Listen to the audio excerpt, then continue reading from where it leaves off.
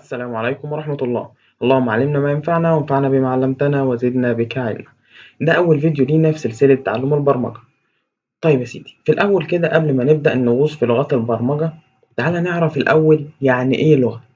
لو جينا نحط تعريف بسيط للغة، يبقى اللغة هي نسق من الرموز والإشارات التي تستخدم بهذا التواصل. إذا الهدف الرئيسي والمغزى من وراء وجود اللغة إيه هو؟ هو إتمام عملية التواصل. فعلشان كده اتسمت لغات برمجة لأنها بتمكن الإنسان من التواصل مع الآلة، عشان كده اسمها لغات برمجة. طيب what is programming language will we learn؟ إيه هي لغة البرمجة اللي إحنا هنبدأ نتعلمها؟ هنبدأ نتعلم أساسيات البرمجة باستخدام لغة السي بلس بلس، وده لعدة أسباب. أول سبب منهم هو إن هي تحتوي على جميع الأساسيات اللي إحنا محتاجينها تقريبا. إذا مش هتروح في لأي لغة تاني وتلاقي في أساسيات أنت معرفتهاش في لغة سي بلس بلس، هتلاقيها أنت كنت متعلمها وعدت عليك قبل كده، فهيكون الانتقال فيها سهل.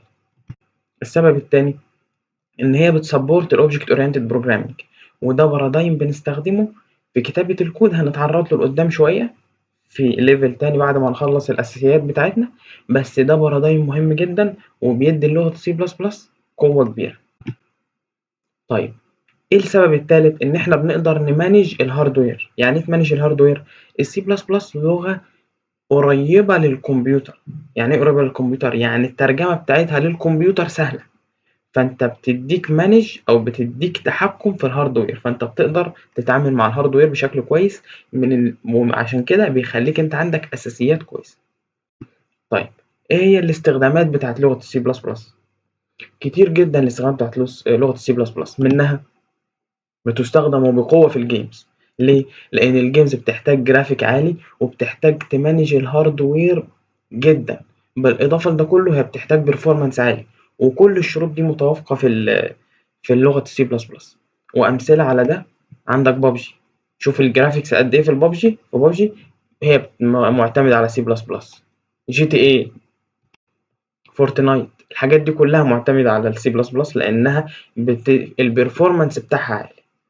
وكمان السي بلس بلس بتستخدم وبقوة في الحاجات العميقة اللي داخل ال AI.